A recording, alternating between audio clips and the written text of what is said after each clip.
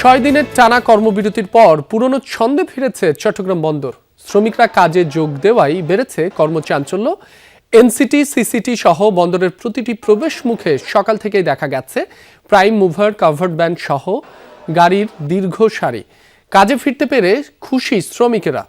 ভোগান্তি ভুলে চলে আসুন রিগালে। ওয়ারেন্টি সহ স্টাইলিশ কালেকশন নিয়ে রেডি রিগাল ফার্নিচার। যদিও মাত্র 2 দিনের জন্য কর্মবিরতি স্থগিতের ঘোষণায় কিছুটা উৎকণ্ঠা জানিয়েছেন তারা। এনসিটি বিদেশি প্রতিষ্ঠানের কাছে ইজারা দেওয়ার সিদ্ধান্তের প্রতিবাদে 31 জানুয়ারি থেকে শ্রমিক আন্দোলন ও কর্মবিরতিতে কার্যত অচল হয়ে পড়ে চট্টগ্রাম বন্দর। বন্দর চত্বর ও জেটিতে থাকা 10টি জাহাজ এবং বেসরকারি ডিপোতে আটকে পড়ে প্রায় 13,000 একক রপ্তানি পণ্যের কন্টেইনার। এসব কন্টেইনারে থাকা পণ্যের আনুমানিক মূল্য $66 কোটি বা 8,000 কোটি টাকা। বৃহস্পতিবার নৌ পরিবহন উপদেষ্টার সাথে বৈঠকের পর 2 দিনের জন্য কর্মবিরতি স্থগিতের ঘোষণা দেন আন্দোলনকারীরা।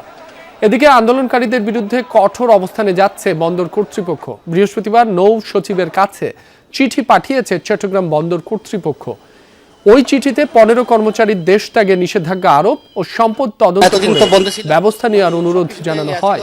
বিষয়টি দুর্নীতি দমন কমিশনকে অবহিত করা হয়েছে। মানে আসতে পারছি সেটাই আমরা অনেক খুশি। কাজ চললে আমরা খুশি।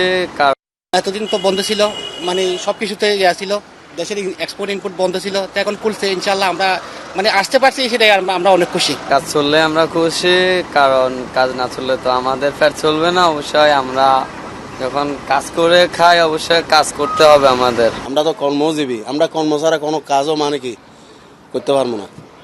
কেউ আমাদেরকে মানে 1 টাকা দিয়ে সাহায্য করবে না।